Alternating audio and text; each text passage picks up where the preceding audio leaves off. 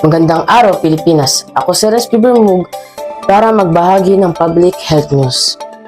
Meron na namang kumakalat na virus sa Pilipinas at ang pinakamadaming case nito ay sa bandang Quezon City.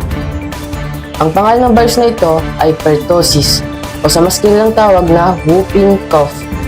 Ayon sa eksperto, ang whooping cough ay isang bacterial disease at ang isang mataas na nakakahawang respiratory tract infection.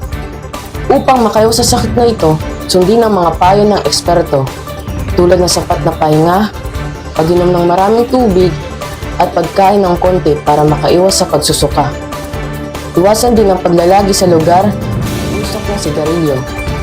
Ano-ano nga ba ang sintomas ng whooping cough?